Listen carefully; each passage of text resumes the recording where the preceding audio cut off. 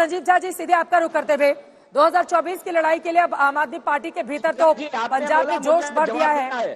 राष्ट्रीय फोर्स बनकर आगे बढ़ेगी आम आदमी पार्टी, ये नारा लगाया जा रहा है। लेकिन प्रधानमंत्री नरेंद्र मोदी के सामने ये बात तो सच है ना कि मौजूदा वक्त में एक सर्वमान्य नेता देश का नजर नहीं आता है, जो बातें केसी त्यागी जी बोल रहे थे। संजीव झा जी, देखिए चित्रा जी, दिल्ली में हम लोग 3 बार चुनाव लड़े। दिल्ली में 2013 में सरकार बनी हमारी, 15 में सरकार बनी और 20 में सरकार बनी। जब 20 में हम चुनाव लड़ रहे थे तो हमने दिल्ली की जनता को कहा था कि अगर हमने काम किया है तो काम के नाम पे वोट करना, अगर हमने शिक्षा में, स्वास्थ्य में, बिजली में, पानी में काम किया है तो वोट करना। और लोगों ने वोट किया और फिर मैंने सरकार बना। अब ये 5 साल का जो केजरीवाल मॉडल ऑफ गवर्नेंस थी, इसकी चर्चा पूरे देश में हो रही थी और इसी मॉडल को लेकर हम पंजाब गए थे। हमने पंजाब में कहा था कि जो दिल्ली का मॉडल ऑफ गवर्नेंस है वो पंजाब में भी आएगा। और अरविंद केजरीवाल जी ने पंजाब में कहा कि हमारी जो मैनिफेस्टो नहीं, हमारा ये गारंटी कार्ड है। और मुझे लगता है कि पंजाब की जनता ने उसको स्वीकारा और मैसिव मैंडेट पंजाब में आम आदमी पार्टी को मिली है। तो इसका मतलब यह है कि अरविंद केजरीवाल जी का जो ये दिल्ली का मॉडल ऑफ गवर्नेंस था, उसकी एक मोहर एक और सूबे में लगी और पूरे देश में इसकी एक्सेप्टेंस है। मुझे नहीं पता कि 24 में क्या होगा, लेकिन मैं ये मानता हूं कि जो जिम्मेदारी भी पंजाब में मिली है।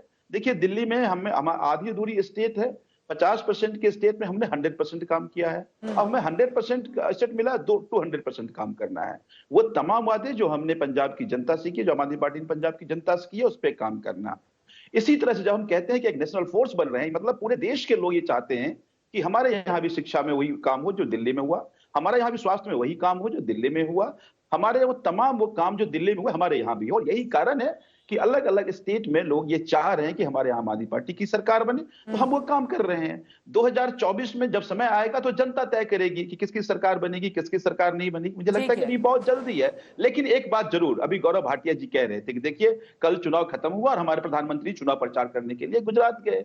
तो ये बात तो सच है कि प्रधानमंत्री जी 5 साल पूरे चुनावी मोड में रहते हैं और चुनाव प्रचार में लगे रहते हैं। वो ये भूल जाते हैं कि वो देश के प्रधानमंत्री हैं, वो अपने पार्टी के स्टार कैंपेनर बन जाते हैं।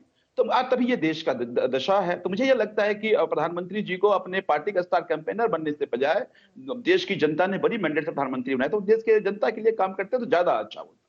ठीक है, मैं इसके जवाब संगीत रागी जी से ले लेती हूँ। संगीत रागी जी, प्रधानमंत्री नरेंद्र मोदी गुजरात पहुंचे, लेकिन आम आदमी पार्टी को ये अच्छा नहीं लग रहा। हालांकि आम आदमी पार्टी की नजर गुजरात पर भी है।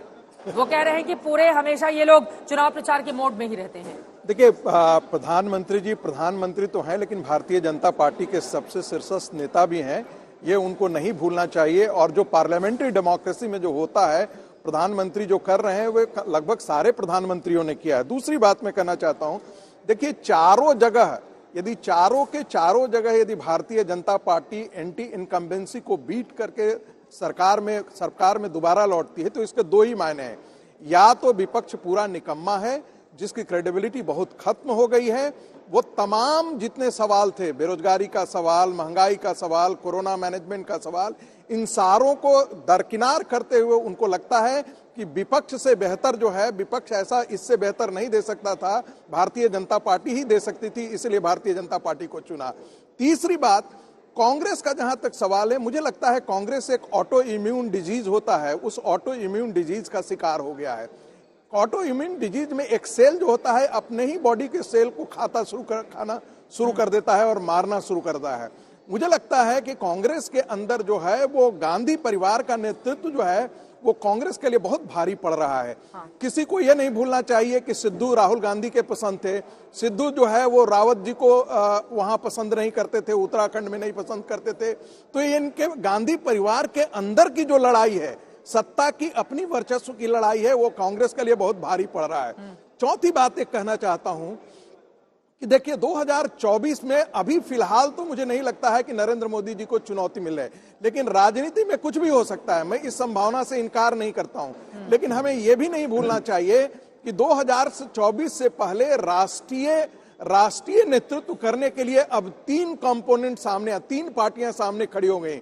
ममता जी को भी प्रधानमंत्री बनने की इच्छा है, केजरीवाल जी को भी प्रधानमंत्री बनने की इच्छा है, और अरविंद और कांग्रेस के युवराज को भी प्रधानमंत्री बनने की इच्छा है। तो ये तीनों सत्ता के लिए संघर्ष करेंगे। इनमें कोई जयप्रकाश नारायण नहीं है। किसी में इतना नैतिक बल नहीं है, किसी में इतना नैतिक साहस नहीं है कि सारे विपक्ष को एक साथ घटित करके और नरेंद्र मोदी की सरकार के खिलाफ या भारतीय जनता पार्टी के साथ। देखिए, जीतने के लिए 2-3 चीजें बहुत आवश्यक होती है। एक तो ऑर्गेनाइजेशन होता है और एक पॉलिटिकल आइडियाज है। हम राजनीति में पॉलिटिकल आइडियाज को बहुत खारिज करके चलते हैं। आपको यदि विपक्ष को यदि हराना है या किसी को हराना है तो आप एक नया पॉलिटिकल आइडिया क्रिएट करते हैं और उस पॉलिटिकल आइडिया को आप आगे बढ़ाते हैं। बिल्कुल। भारतीय जनता पार्टी की पॉलिटिकल आइडिया के सामने अभी पूरा विपक्ष खत्म है। आप पंजाब से उसका उदाहरण मत लीजिए, पंजाब में वो बहुत बड़ी ताकत थी ही नहीं भारतीय जनता पार्टी। बिल्कुल, ये बिल्कुल सच बात है।